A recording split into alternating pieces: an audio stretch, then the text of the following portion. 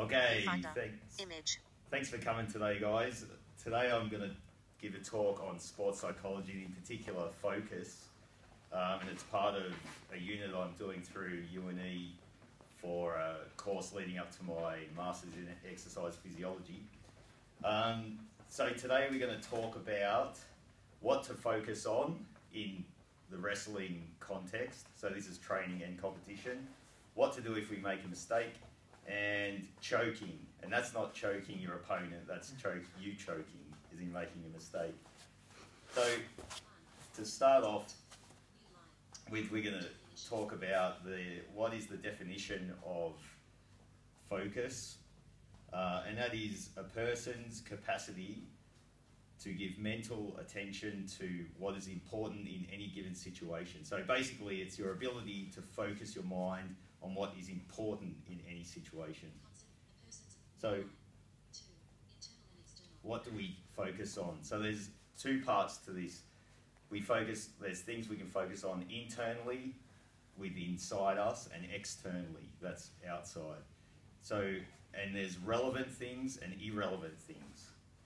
So if we think about internal, we think about focusing on, so relevant internal things that we could focus on are our body position, our movement sequences, so that's, when in regards to submissions and such, at strategies, so that's in competition, what's going to happen next, how am I going to pass this guy's guard, and some irrelevant things that we can focus on, negative self-talk, so that's messages that you're giving yourself when you're panicking, irrelevant thoughts, so that's things like thinking about what am I going to do on Friday night while you're training, and past mistakes, so that's an important thing, and we'll come back to that.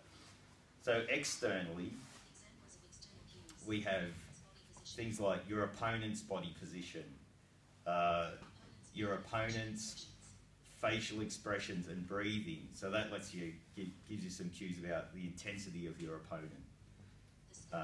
The score, so whether you're in front or behind in competition, and time remaining, so that's important because the pressure rises as the time goes on.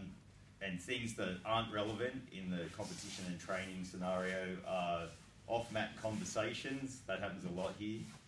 So if you're concentrating on what someone else is saying instead of what you're doing. And also friends and family who might be in the audience and you feel as though they're concentrating on you, and that can be a major distraction. And what research has shown about external and internal cues is that external cues, so focusing on an external point, leads to movement efficiency. So what happens is things become automatic when you focus on external things, and internal things that should be automatic become conscious, and you start to think about them a bit too much. So if we use the example of figure 4, so an external cue for a figure 4 is when your opponent brings their arm up to guard their neck, and then you see that arm come up, it's free, you grab it and you perform the figure 4. Whereas internal cues, if you're thinking about it internally, you have to examine all the things you have to do. So you have to think, okay, his arm's up there, I've got to put both my hands on his arm, push it to the mat, slip one arm under, grab my own hand and pull his arm into the side. So that internal cues waste a bit of time and they make things a little bit more complicated, so it becomes inefficient. One thing that you can use to focus your mind on external cues is things like statements that will focus your mind. Like Sam one day gave me a great statement. He said, "Muscles say go." So whenever I'm in a position where I see an opportunity, I can have this statement, or it could be just a word, but this statement that gives me that license to go, right, muscles say go, and I fall into a motor pattern that makes, that I can take advantage of that opportunity.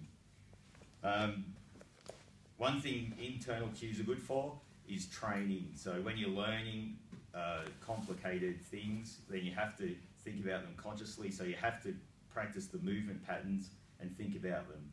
But otherwise, once you've learned things like arm bars, takedowns, you can make them automatic and you use external cues.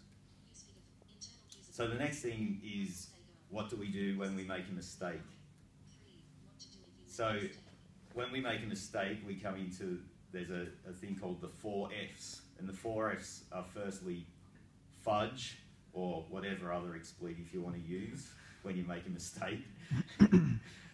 Fix, so in the instance of someone passing your guard in a competition, you have to take a defensive posture to fix the situation.